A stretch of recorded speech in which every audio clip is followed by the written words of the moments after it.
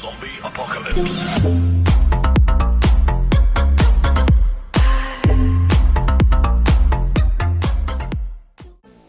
Jumpa kembali dengan Sobat Tutorial. Kali ini saya akan membahas tentang PC yang lemah performanya. Biasanya disebabkan karena terlalu kotor.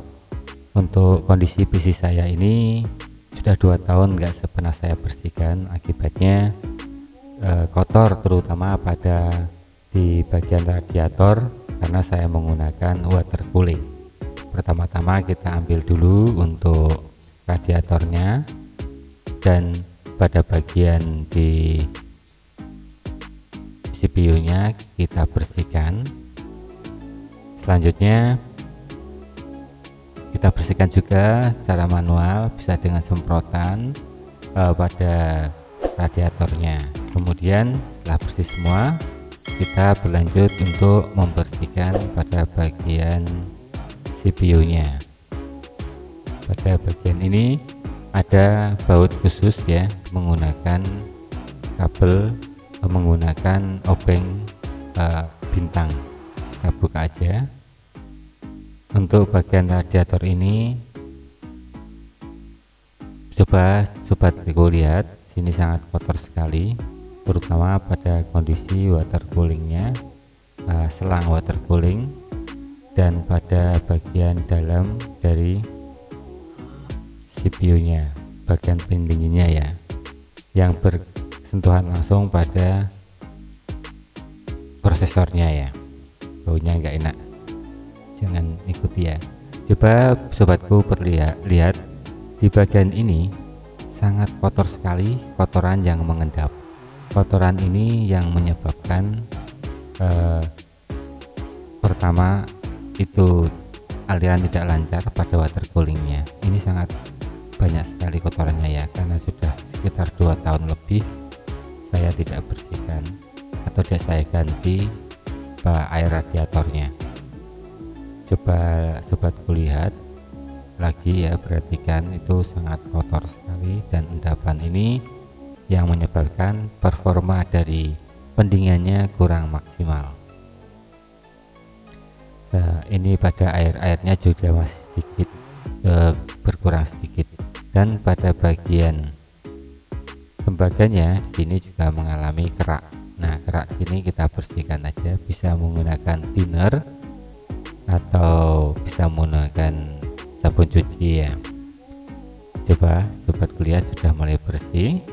Ini saya menggunakan thinner supaya kerak-keraknya bisa terangkat. Untuk pada bagian radiatornya saya menggunakan sabun rinso yang saya kasih air panas. Di sini untuk memaksimalkan pada pencucian daripada supaya rinsonya bisa membersihkan secara maksimal daripada bagian radiatornya. Coba diaduk-aduk dulu supaya merata. Setelah dikasih rinso, ini sekitar 51 derajat Celcius, kemudian kita masukkan radiatornya. Coba sobatku lihat nanti kotorannya seperti apa.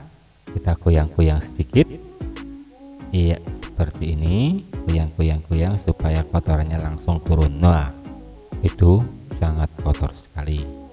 Kita ulangi lagi, kita goyang-goyang, kita bersihkan supaya secara maksimal keluaran yang mengendap selama 2 tahun lebih ini bisa bersih kembali, sehingga radiator yang fungsinya untuk mendinginkan air water cooling yang mengalir pada radiator ini itu kan berubah kisi-kisi seperti kawat ya, banyak kawat-kawat, ribuan kawat di situ.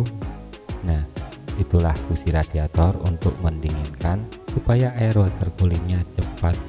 Air water cooling yang mengalir dari yang mendinginkan dari CPU bisa maksimal. Oke, rinso memang sangat mantap digunakan untuk mencuci daripada water cooling. Kotorannya terlihat sangat kotor dan keruh sekali. Tahap selanjutnya, tahap ini kita ulangi lagi supaya bersihnya lebih maksimal. Untuk terakhir, ini sudah tidak terlihat kotorannya ya, karena sudah dicuci bersih. Selanjutnya pada bagian dari selang-selangnya juga jangan lupa untuk membersihkan juga selang-selang yang kita kasih aliri air panas ini, air sabun juga ya, air rinso, supaya di dalamnya jika ada kerak atau ada endapan-endapan bisa juga ikut keluar. Nah, disinilah ini fungsi dari kotak-kotak ya, supaya maksimal ditiup. Kalau nggak mau keluar, kita kasih air lagi, kita kocok-kocok, kemudian kita tiup lagi. Seperti itu langkahnya. Nah, sudah bersih semuanya di bagian radiatornya ya, pada kisi-kisi radiatornya sudah bersih. Kemudian karena air ini kadang-kadang mengandung unsur garam atau unsur yang lainnya, takut cepat karatan atau takut karatan, nantinya bisa dibersihkan dengan menggunakan alkohol. Kita semprot aja pada bagian kisi-kisinya, karena kisi-kisinya ini terbuat dari aluminium atau besi ya. Selanjutnya kita tes 50 cc atau 50 ml. Kita sedot dengan mulut, tapi hati-hati ya, kalau saya anjurkan jangan mengikuti, karena pada waktu itu saya merasa pahit sekali karena ada kandungan ya yang tidak harusnya saya lakukan. Sedot dengan mulut, kalau ditiup nggak apa ya, kalau disedot jangan. Nah, kita tes sini hanya berkurang 100 ml ya, 100 ml. Oke, kita tuangkan lagi. Ini tujuannya untuk mengetes berapa banyak air yang diperlukan untuk water cooling yang di dalam radiator, kemudian selangnya.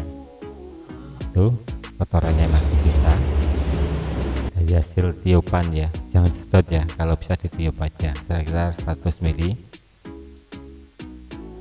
Oke, kemudian kita lanjut bersihkan lagi dengan menggunakan rinso di bagian dalamnya, karena tadi terlihat masih kotor bagian dalamnya. Dikira-kira aja untuk ukuran dari rinsonya ya, secukupnya seperti itu. Kemudian selanjutnya kasih air panas secukupnya, kasih air panas secukupnya ke sekitar 88 derajat Celcius. Dituang, kemudian nanti diaduk-aduk supaya rata. Di sini menjadi 80 derajat Celcius. Kemudian kita sedot dengan menggunakan suntikan ya, atau pipet bisa kita masukkan supaya pembersihan di dalam juga ikut bersih dengan menggunakan rinso yang dipanaskan. Dikocok-kocok ke kiri kanan, digoyang-goyang supaya air yang di dalam bisa membersihkan secara maksimal. Jangan sampai kotoran-kotoran itu tertinggal.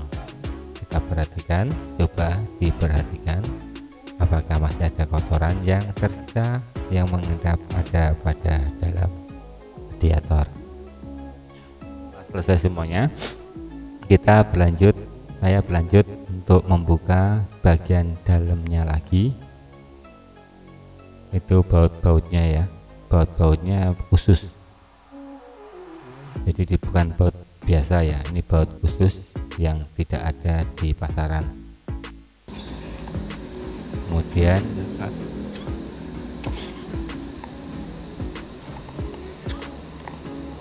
baut itu tadi untuk mengunci selang ya. Setelah bautnya diambil, selang bisa dibuka. coba perhatikan seperti itu, dia mengunci lubang yang dimasukkan pada selang. Ini kasih tanda yang arahnya air supaya tidak salah memasang. Hidup lagi supaya air yang di dalam keluar, sisa-sisa air supaya yang di dalam itu mau keluar. Selanjutnya berlanjut ke bagian membuka lagi di bagian cover atas ya. Jangan lupa lubangnya juga dikasih tanda tadi, tanda arah masuknya air. Ini saya coba untuk melihat posisinya pengunciannya, covernya itu di sebelah mana ya.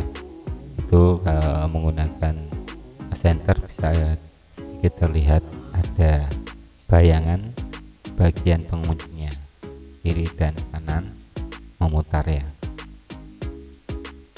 Oke, selanjutnya coba membukanya dengan tangan, karena saya kalau membukanya dengan alat takut melukai dari covernya. Ini saya coba pegang erat, kemudian saya goyang-goyang dan ternyata memang bisa. Bagian dalam ini seperti ini ya, masih ada bautnya lagi. Bautnya berupa bintang, tapi ini saya menggunakan baut segitiga. Kalau ini bintang ya, bintang. Saya menggunakan bintang, baut obeng bintang, bisa ya. Dan juga bisa menggunakan obeng segitiga. Coba menggunakan obeng segitiga, perhatikan, ternyata juga bisa ya.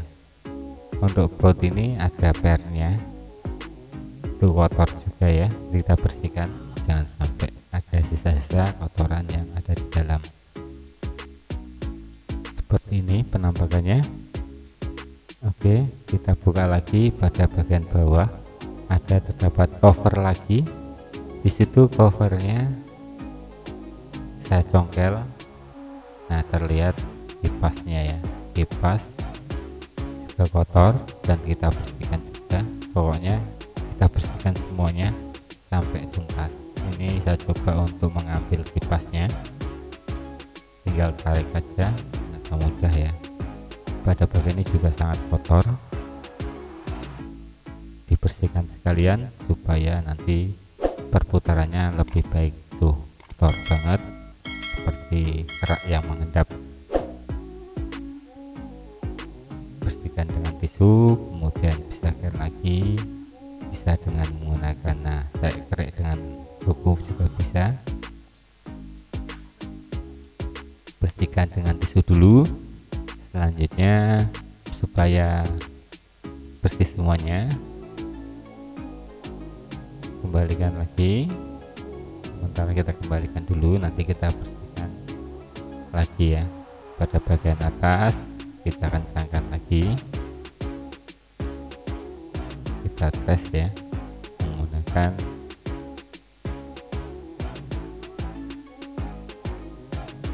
power supply. Itu berapa volt? Coba perhatikan, 7 volt.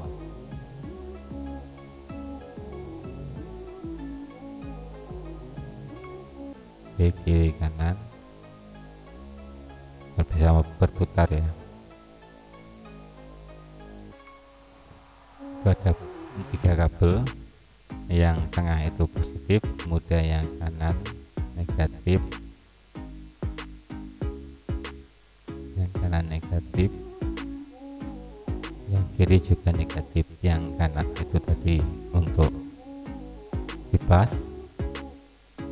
kemudian yang kiri tadi untuk lampu.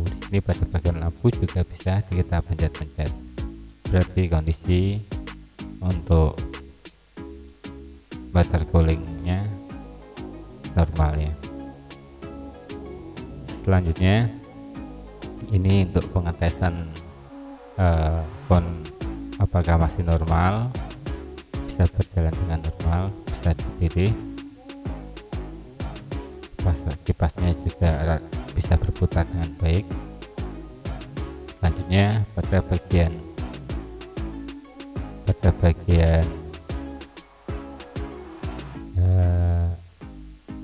selangnya juga ini nanti bisa dilepas, ya. Oke, selanjutnya kita lepas pada bagian ini, kita lepas dulu. Ada pelindung karetnya, kita lepas. Kemudian ada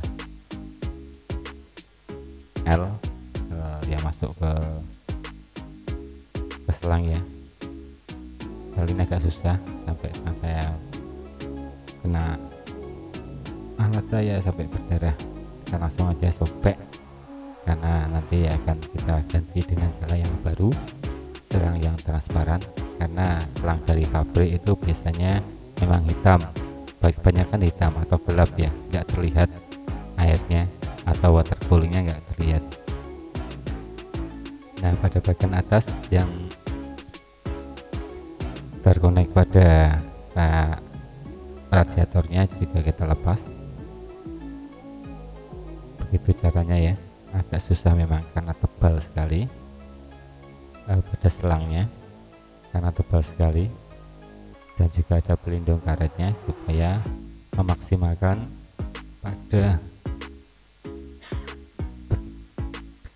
supaya nggak ada yang bocor. Oke, bersihkan aja pada bagian lubang-lubangnya, kita bersihkan. Memang ada kerak-keraknya ya, terlihat banget kerak-kerak ya, endapan kerak. Selanjutnya ini adalah selang yang saya beli secara online. Ini saya itu coba beli ukuran selang 7 mili dan 8 mili. 7 mili dan 8 ini hanya perkiraan saja, jadi untuk lubangnya sendiri itu lebih kecil aslinya ya, bawaannya ya. Saya coba ini untuk masukkan ke selang yang 7 mili, yang lobok ini selang 8 mili. Ternyata cocok di selang 7 mili. Untuk selang silikon, ini jenis selang silikon, yang kanan itu 8 mili, kemudian yang kiri itu 7 mili. Ini yang saya masukkan 7 mili, ternyata pas, bagian atas pas. Nah, untuk yang ini agak lobok, ini kurang pas, untuk 8 mili kurang pas. Coba cek 9 mili, coba cek 7 mili ya, tadi pas cocok dengan yang 7 mili ya. 7 mili, 8 mili agak lobok tadi karena ukurannya 7 mili ya. Berarti kan disitu saya akan mendouble pada bagian video bagian atas kiri ya. Saya akan double yang bagian 8 mili, bagian saya taruh bagian atasnya, dan bagian dalamnya itu saya kasih 7 mili supaya lebih kuat pada ujung-ujungnya ya. Kita paskan ukurannya, kita paskan aja ya ukurannya 32 mili, 30 sekitar 32 cm. Kita samakan antara selang satu dan satunya, ini sekitar 50 cm. Oke, selanjutnya kita kembalikan posisi cover ya, sudah kita buka tadi, tinggal pencet aja. Kemudian pada bagian L nya juga kita kembalikan, dan itu nanti dikunci dengan baut untuk penguncinya. Pengunci daripada L selang ini dengan baut. Selanjutnya cover pada bagian pemutar kipas baling-baling dinamonya itu masukkan kembali, tinggal pencet aja. Kemudian pada sampingnya itu ada karet, kita kembalikan juga. Nah, pencet-pencet aja. Kemudian cover paling akhir yaitu berupa tembaga ya, disesuaikan pada bagian ujungnya itu ada perbedaan ya, karena hampir mirip. Perhatikan ada yang melingkar, ada yang sedikit membengkok atau melurus. Nah, itulah menjadi patokan. Kemudian kembalikan lagi baut-bautnya, ada jumlah 8 baut ya. Jangan lupa untuk mengencangkan secara rapat. Nah, ini pada bagian karet-karetnya, karet bawaan. Nah, selanjutnya saya masukkan lagi ke bagian, saya sudah masukkan, ternyata pas bagian ke radiator dan ke ternyata pas ya, saya masukkan, ternyata lebih kuat. Selanjutnya seperti itu penampakannya pada bagian kiri dan kanan. Untuk pada bagian ujung saya kasih lem, di sini adalah lem, biasanya digunakan khusus untuk PCB atau istilahnya itu lem housing ya, atau pendingin. Tapi di sini saya gunakan ke selang karena sifatnya yang lentur tapi kuat. Kemudian jangan lupa untuk memberi kawat tes. Nah, untuk tali tesnya supaya lebih kuat, dan bagian pada bagian ini juga saya kasih lem silikon ya, atau istilahnya bisa menggunakan lem silikon karena sifatnya di sini seperti silikon atau seperti karet, tapi bisa merekat dengan kuat. Selanjutnya pada bagian ini saya akan memasukkan untuk air radiator. Di sini saya menggunakan air radiator Honda, radiator motor ya. Saya menggunakan radiator motor. Bisa siapkan wadahnya, kemudian tuangkan. Radiatornya warnanya hijau. Saya pertama masukkan 55 mili ya, 60 mili, 55 mili. Masukkan dengan menggunakan suntikan ya,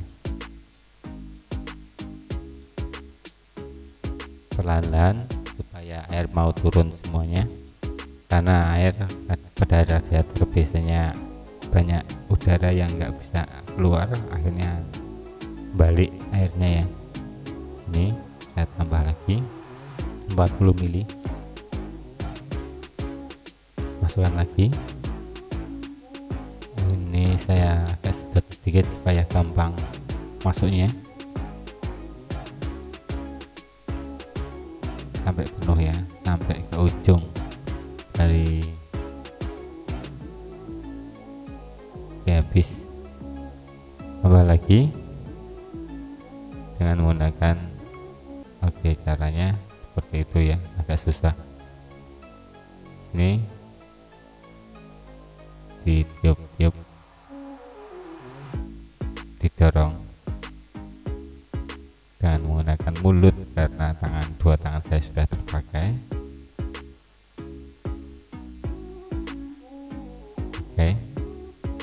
Seperti itu ya hasilnya.